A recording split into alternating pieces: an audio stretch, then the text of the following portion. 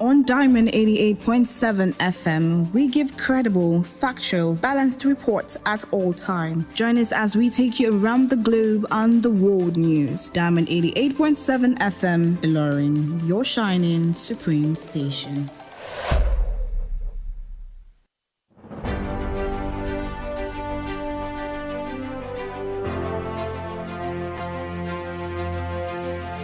From the news desk of Diamond 88.7 FM Ilorin, this is news around the world.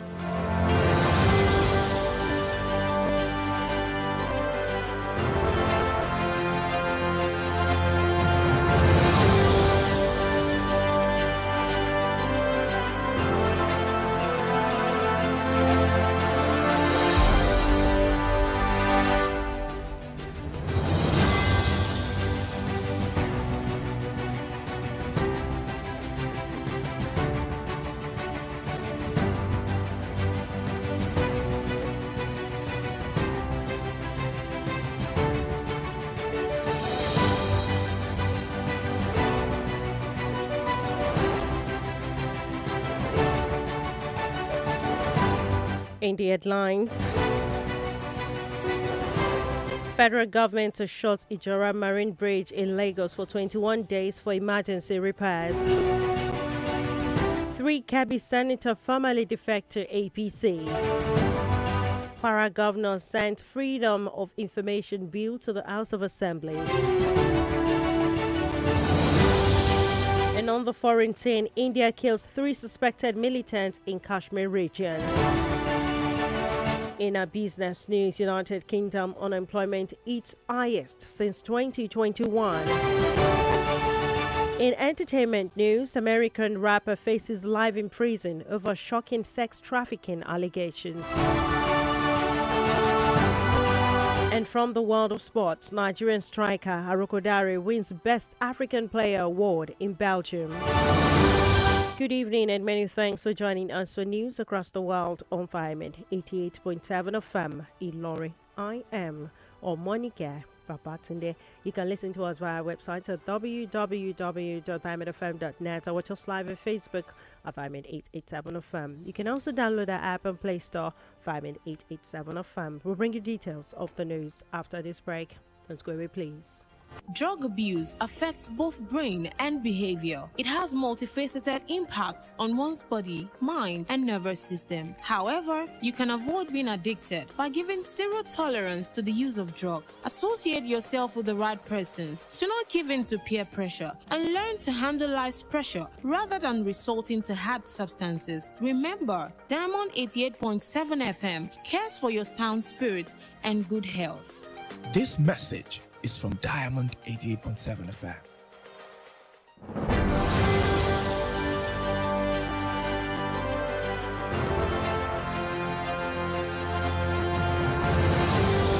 You're welcome back from that break. Now the news in detail.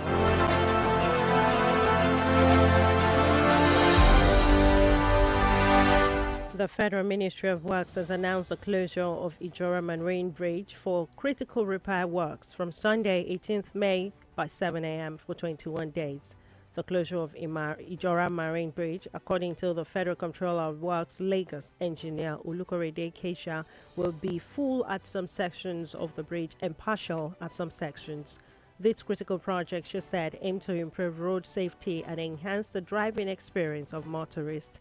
The ministry, she said, has carefully worked on diversion routes and traffic management, urging residents and businesses within the closure zone to plan accordingly.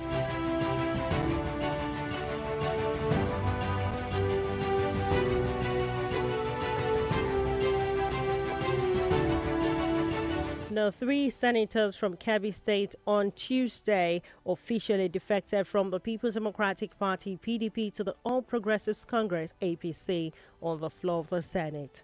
Senators Adamu Aleru, Kebbi Central, Yaya Abdullahi, Kebbi North, and Garba Maidoki, Kebbi South, are the latest lawmakers to dump the PDP for the APC following a wave of defection that hit the party. The defection of Valero Abdullahi Maidoki brings the number of senators on the platform of the APC in the 10th Senate to 68, while the PDP dropped to 30 members from 33. Other political parties represented include the Labour Party, LP, with 5 senators, the Social Democratic Party, SDP, with 2, while the New Nigerian People's Party, NPP, and the All Progressives Grand Alliance, APGA, as 1 senator each.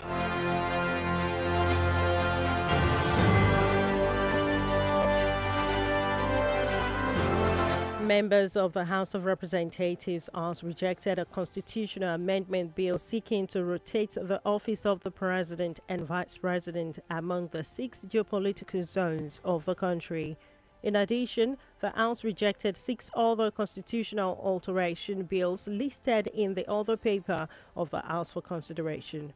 It, however, resolved to bring back the bill tomorrow and consider them on their individual merit. The House had at the commencement of debate set aside its rules to allow it take the constitutional alteration bill simultaneously, while allowing members to choose any of the 7 listed on which they wish to debate on. However, now to the state of Harmony. The Kwara State Governor Malam Abdurrahman Abdurrazak has sent the Freedom of Information Bill to the House of Assembly for consideration and approval. This was revealed during plenary today through a letter to the governor read by the Speaker, Engineer Yakubu Danladi Saliu. The Speaker therefore referred the bill to the House Committee on Business and Rules to schedule the bill for first reading as appropriate.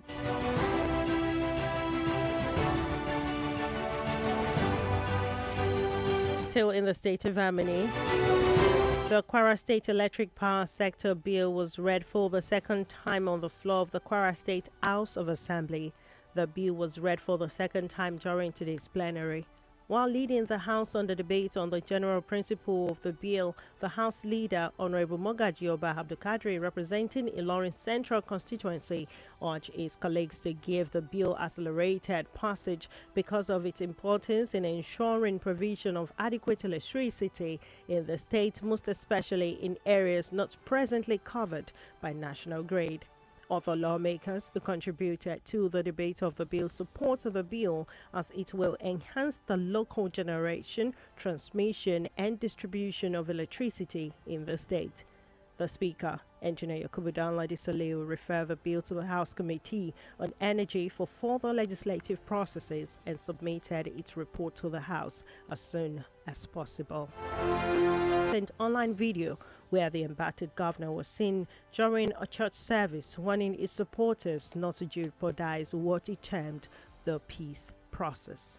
Fubara has his own supporters too, and they are bent on saying that if Fubara is not restored back as the governor of the state, nobody is coming in that they will support. So if Fubara had to, work on them to, lie low, that's an indication that the 2 parties involved, the 2 actors are now ready to go back to the round table and then give River State what they deserve. If Wike is not ready to finish the fight, he will not be asking, pointing to those areas that peace will not be 100% to Fubara. That go and work on your supporters. If you say you are ready, are your supporters ready? Because you are saying one thing, the supporters is saying another thing. So until you work on your people and tell them that it's time for peace, that's when you are fully 100% ready for that peace talk. Right. And with that statement, it means the 2 parties are ready to something happen in this state.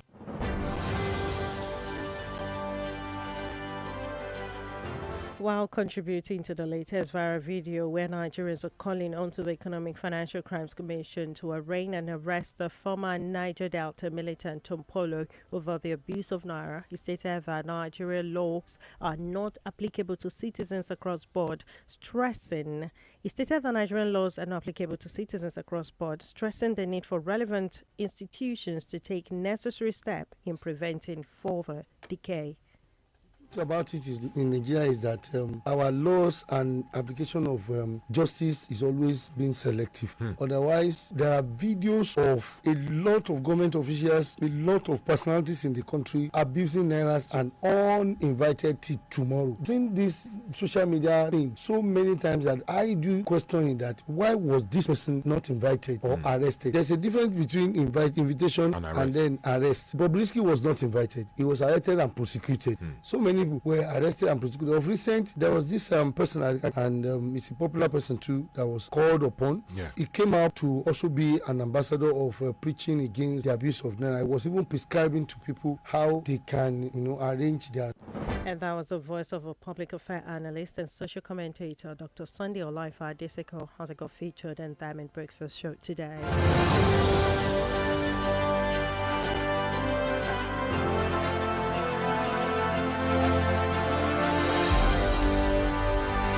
The Chief of Staff to the Asa Local Government Chairman, Honorable Abdulsalam Jimo, has commended the Honorable Shehu Yahya-led administration for delivering dividends of democracy to the residents of the local government.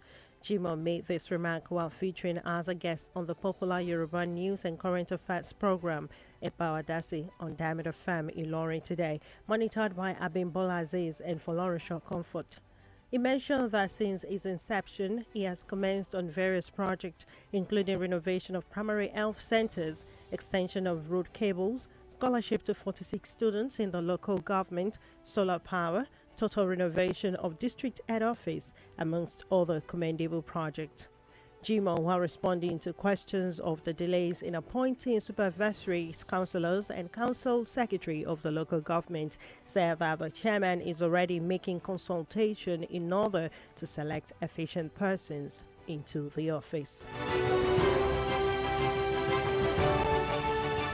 The news across the world is reaching you from Diamond 88.7 FM. Ilorin will go on a break now, and when we return, we'll bring you foreign and sport news. Don't go away, please.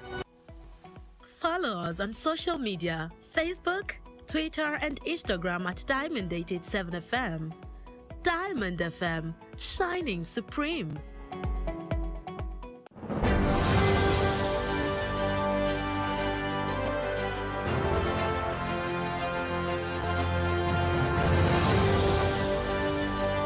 You're welcome back from that break. You're still listening to news across the world, reaching you from Diamond 88.7 FM Ilorin.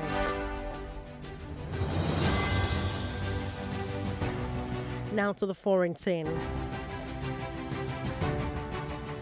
3 suspected rebels were killed in Indian-administered Kashmir today in a gun battle with soldiers, the first since an attack on tourists last month brought India and Pakistan to the brink of war. The clash happened after the Army Special Counter-Insurgency Force received information that militants were in Kela Forest in the southern Kashmir Valley. The site is around 65 kilometers from Pahalgam, where militants last month killed 26 people, mostly male Hindu tourists, sparking the worst fighting between India and Pakistan since 1999.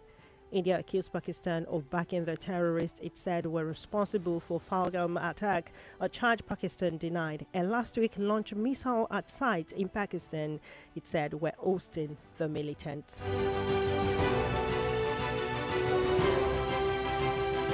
Still on the foreign scene,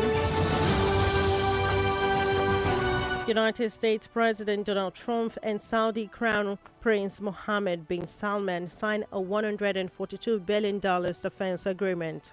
The U.S. will provide state-of-the-art war-fighting equipment to Saudi Arabia, who will in turn invest $20 billion in artificial intelligence in the U.S. as part of the deal.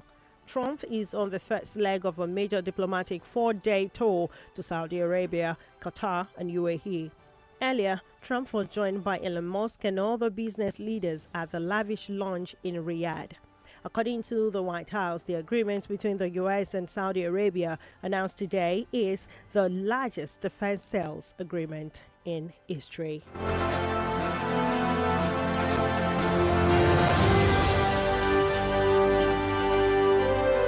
That into foreign news. Up next is Diamond FM Business News.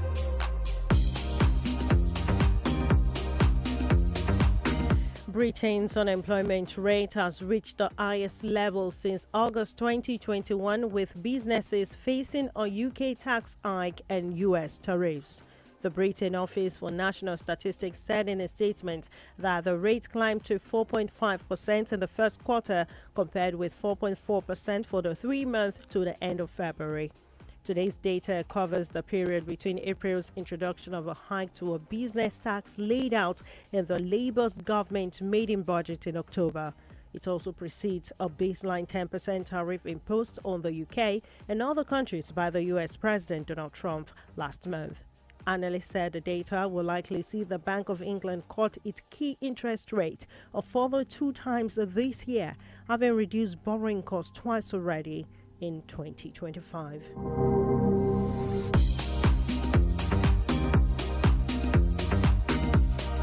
That into business news. Up next is Diamond FM Entertainment News. Prosecutors in the sex trafficking trial involving Shan Jung-hom, better known by his stage name Didi, has alleged that the rapper once forced a male escort to urinate in the mouth of his ex-girlfriend, Cassie Ventura. Opening statement began on May 12 following the conclusion of jury selection. Kim previously pleaded not guilty to charges, including 1 count of racketeering, conspiracy, 2 counts of sex trafficking, and 2 counts of transporting individuals for prostitution. Assistant U.S. Attorney Emily Johnson claimed the incident occurred during one of Didi's infamous parties known as Freak Offs. Johnson claimed it was at one of such parties Didi forced the unnamed escort to urinate in Cassie's mouth, after which she said she felt like she was choking. The prosecution also referenced a 2016 video that surfaced online allegedly showing Didi kicking, eating, and dragging Cassie in the hotel hall room.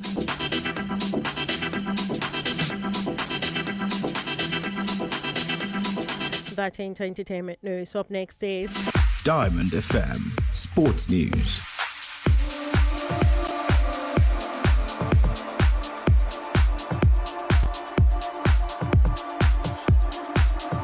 From the exciting world of sport.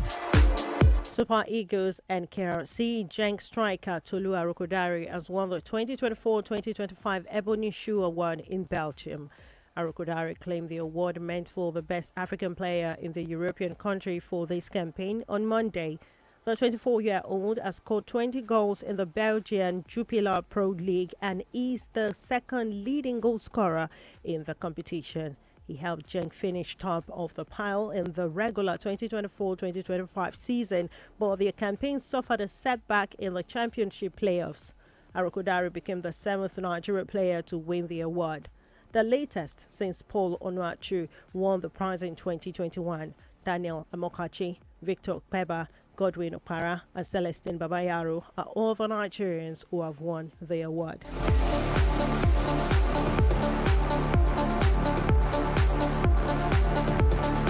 Still from the exciting world of sport, Flying Eagles head coach Aliyu Zubairu has praised the mental strength and tactical discipline of his players after they sealed a place in the semi-final of the CAF Under-20 African Cup of Nations Egypt 2025 to book a ticket to the forthcoming FIFA Under-20 World Cup to be hosted in Chile. In a tense quarter-final clash at the Suez Canal Stadium in Ismailia, Nigeria eliminated the defending champion Senegal 3-1 on penalties after the 2 West African football powerhouses ties goalless after 120 minutes of fierce action. Zubairu, who led the team through an unbeaten group stage, commended the focus and unity in his squad, adding that the journey is far from over. The win not only keeps Nigeria's AFCON title hopes alive, but also marks a return to the FIFA Under-20 World Cup, the first since 2019, reaffirming the country's pedigree in youth football.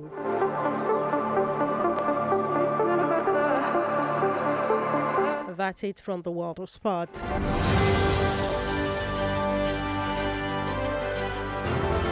With that, we've come to the end of news across the world. But before we go, here's a recap of the major highlights.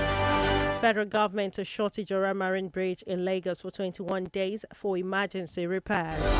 3 Kebbi senators formally defect to APC. Kwara governor sent Freedom of Information Bill to the House of Assembly. And on the foreign scene, India kills 3 suspected militants in Kashmir region. In a business update, United Kingdom unemployment hit highest since 2021. In entertainment news, American rapper P. Diddy faces life in prison over shocking sex trafficking allegations. And from the exciting world of sports, Nigerian striker Rokodare wins Best African Player award in Belgium.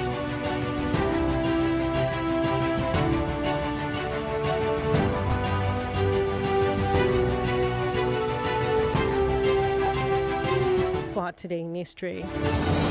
Did you know that on this day in 2024, labor unions in Nigeria staged nationwide protests against recent increases in electricity prices following the removal of subsidies by the government?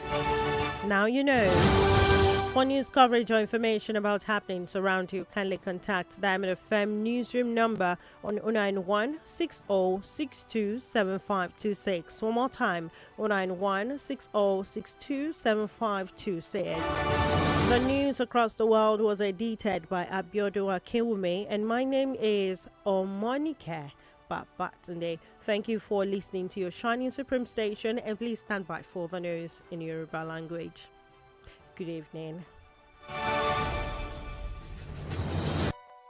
For up-to-date news reported across the globe, be rest assured you're on the right radio dial. Diamond 88.7 FM Ilorin, your shining supreme station.